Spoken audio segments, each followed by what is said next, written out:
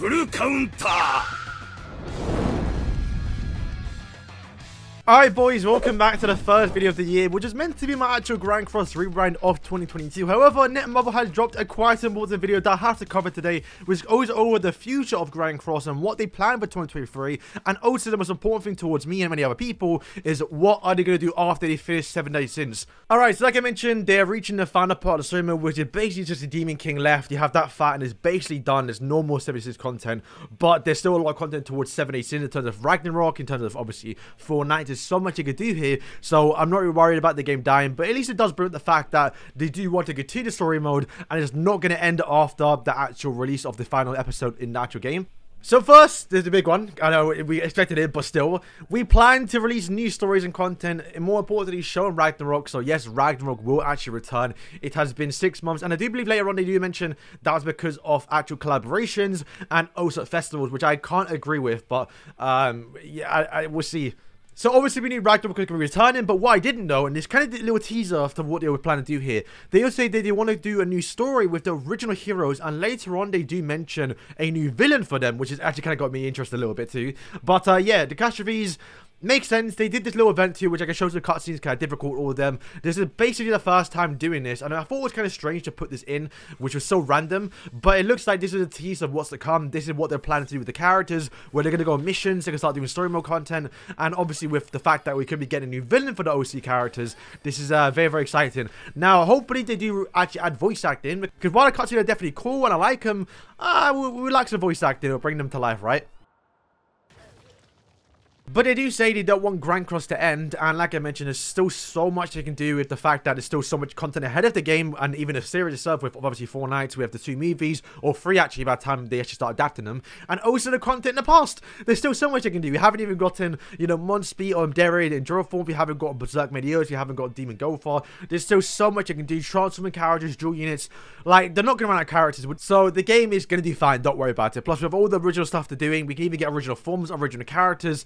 There's still so much they can do, don't worry about it. But it is here on the note, they want to mention that they actually are preparing to continue the unfinished stories of the original 17th world, which is very interesting, and I think this is alluding towards the Vampires of Edinburgh. If you don't know, at the end of a chapter in 7 Days Sins, what they would do sometimes is post 1 or 2 panels towards a new different story, and there was 2 stories that I remember. One of them was obviously the Vampires of Edinburgh, which, fun fact, was the first time they ever revealed Eskimo before we actually paid in the stories. But I'm looking forward to how they adapt this, if they do, of course, because there's still so much you can do with it. But also there was one other story that weren't that great, but it was a little bit of a fight. There was obviously, I think, the fight in the past with obviously Bellion and Mael and like Medionis. There's something to do with that as well. And then there's another one that I remember where it was Zenaria and also Jenna, the actual true goddess forms, when they do take over the bodies, like how Saria and Tamio took over Solar Seed and also Arbus. There's a story there as well, and there's a big boss fight too. So there's around 3 unfinished stories that they've done in 7 Sins in the manga that they haven't even adapted in the anime. So if they do it in Grand Cross,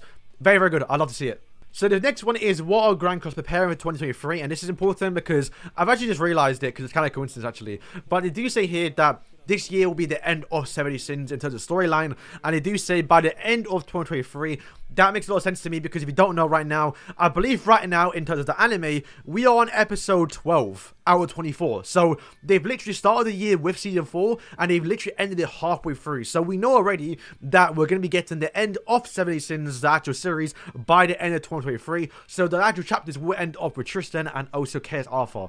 But if we already have obviously Ultimate X in the game, very likely we're going to get Tristan and also Chaos Arthur sometime throughout this year before the New Year's. So one thing that has me confused is this line right here. We are planning to update all chapters, including the previous ones, of the original 70 Sins storyline. So maybe that's alluding towards we get like more like reverse stages, we get more actual like new content where you go back and do story mode again, or there's like different quests you could do in the actual game. Maybe they add stars towards the actual content in the game. Not entirely too sure what that means here, but if they're gonna go back and add more content towards what you have in game, once again we'll take it.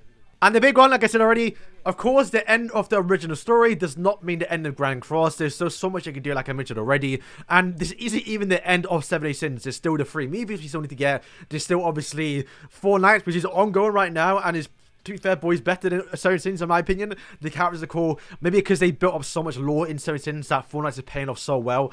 I don't know, man. I can't wait to see Fortnite. Oh my god. Fortnite, I'm a big fan, boys. You lot know I'm a big fan of it. So to see it animated in anime form, and also Grand Cross, yeah, it's sick. This one has me a bit hard right now. I'm not gonna lie to you lot. So 2023 is a big year for Grand Cross because they plan, or it's time to do a massive expansion. And you would have thought that, you know, Ragnarok was the bigger expansion they're gonna have, where this may be massive. I don't know what they plan, but if they do a lot of stuff, this is gonna be nice. Plus, they see the return to the post or the pre-launch mindset. If you don't know, they had planned Ragnarok before the launch of the game. Apparently, that's what he said. So they're going back to that mindset. Promising.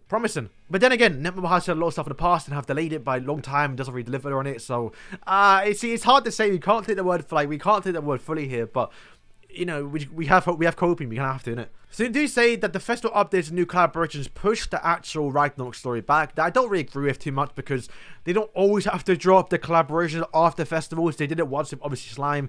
That kind of got delayed a little bit, but yeah, I guess that's the reason why. I mean, if they have the story update ready, why not release it? Why not release characters? There's actually around 6 more chapters left, and it's still about 20 to 15 characters we need to get from Ragnarok. So there's no reason why we can't get Ragnarok characters, and instead of not getting a Ragnarok chapter. I know that has me confused a little bit. They also say starting in 2023, we'll plan to progress through the actual storyline at the same pace as the main story. And if you don't know, we get a Ragnarok chapter. We're supposed to get one every 2 months. So there's 6 chapters left. That's a whole year worth of content. But then what about collaborations? Are we not going to get collabs to return ever throughout the whole year? No, we probably will. So their excuse before about the fact that collaborations put back Ragnarok was just BS, because why are you doing the same thing this year when you could have done last year? See, that's why I don't agree with it. But still, I think we're going to get Ragnarok at the same time as collaborations.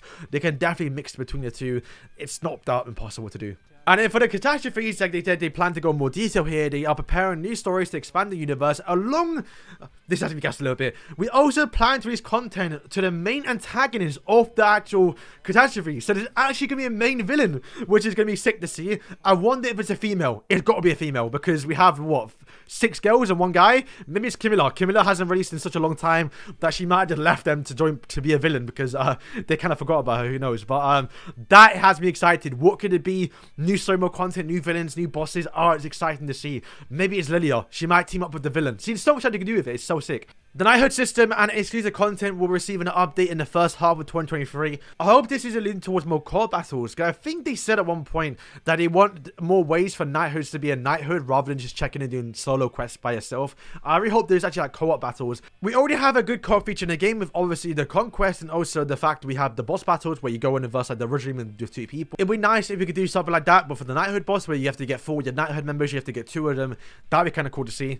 Okay, so this one's massive. Fight Festival. We've been asking since Seaton has been playing the game, boys, that he got updated. And they say as more releases, we plan to update, or we plan more content for Fight Festival. Weird to say as more heroes come out, that seems like they're going to be more towards rules. They're going to make rules certain towards certain heroes. Maybe counter Escanor for a week or 2. Maybe ban Escanor for a week. That'd be nice to see, right? And he'll say as well, as the adventure continues, we have more opportunities, more heroes. Not really sure what that means, but he also said we plan to add more features and also improve the rewards. Improve the rewards. Are you mad? Definitely, I don't believe them. I do not believe them. 3.5 years and we haven't got to this single update towards Fight Festival, but I don't believe them. There's no way. Oh, funny enough here, we also plan to preserve the fun factor, uniqueness of the Fight Festival. If they did that, they wouldn't plan to release characters have invincibility like Escanor. Alright, so now we get the art director. And funny enough, he's actually drawing Bond from the actual anniversary picture that we saw for the anniversary, I think for Global, which is almost a year ago, or maybe it was for the actual JP anniversary. But he's got a little mood board, a little references towards what he's drawing. And for some reason, he's got Medios when he's drawing Barn, which is getting very, very weird. But why has he got 4 knights? More importantly, Tristan in the background. Actually, kind of spoilers here, because kind of spoilers, actually. I mean, we already know Tristan's already in the actual Origins game, and Tristan got his new movie recently, so Tristan coming soon. I can definitely see it coming. I'm not gonna lie to you, boys. 4 knights, they're kind of teasing it. It's in Grand Cross, it's coming, boys. I'm loving this. I'm loving this.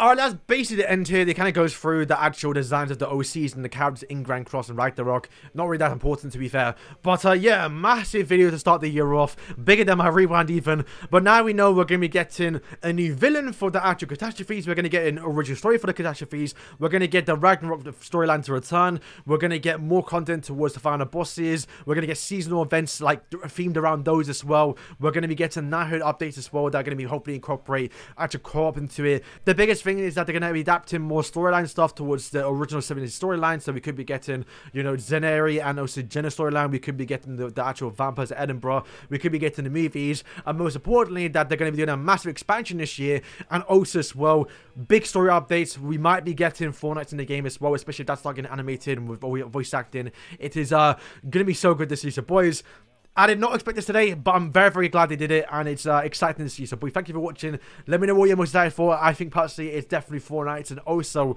the OC villain. That's going to be curious a bit. So, boys, thank you for watching, and, yeah, peace.